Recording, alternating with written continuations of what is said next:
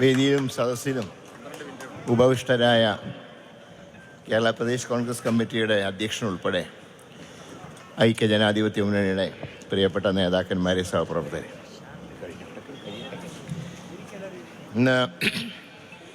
ഇന്നലെ കേരള പ്രദേശ് കോൺഗ്രസ് കമ്മിറ്റിയുടെ ആഹ്വാനമനുസരിച്ച് 4 പദയാത്രകൾ ഇന്നലെ ചെങ്ങന്നൂരിൽ സമാപിച്ചു.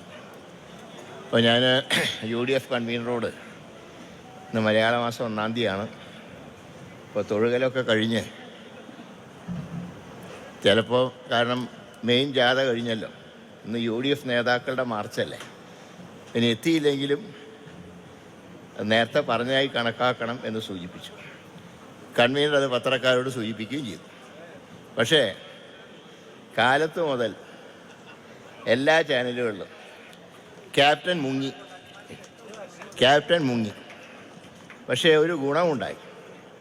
എൻ്റെ യാത്ര കാഞ്ഞങ്ങാട് നിന്ന് ആരംഭിച്ച് ഇന്നലെ ചെങ്ങന്നൂരിൽ സമാപിച്ചവരെയുള്ള എല്ലാ രംഗങ്ങളും എല്ലാ TV യിലും കാണിച്ചു. അത് എടുത്ത സമയത്ത് ഇതൊക്കെ യാത്ര നടക്കുമ്പോൾ ഇതൊന്നും കാണിക്കാൻ നേരം കിട്ടിയിരുന്നില്ല. പക്ഷെ ഇന്ന് എൻ്റെ പ്രായശ്ചിത്തമായി കാലത്ത് മുതൽ രാത്രി വരെ കണ്ടിന്യൂസ് ആയിട്ട് കാണിച്ചുകൊണ്ടിരുന്നു. അപ്പോൾ ഏതായാലും നല്ലൊരു പബ്ലിസിറ്റി തന്നെ ലഭിച്ചു. ഏതായാലും അല്പം വൈകിയ നന്നായി എന്നുള്ള അഭിപ്രായക്കാരനാണ് ഞാൻ. ഒരു കാര്യം അടിയോരായിട്ട് പറയുന്നത്, വിശ്വാസ സംരക്ഷണത്തിൻ്റെ കാര്യത്തിൽ പാർട്ടി ഐക്യജനാധിപത്യ മുന്നണി എന്നും വിശ്വാസികളോടൊപ്പം. ആ നിലപാട് ഉയർത്തിപ്പിടിച്ചുകൊണ്ട് തന്നെ മുന്നണി മുന്നോട്ട് പോകും.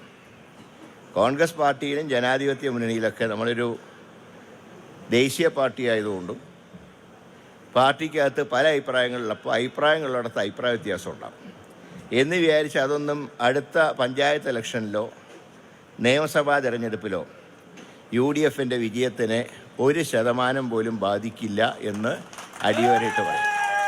ഇന്നത്തെ ഈ പദയാത്ര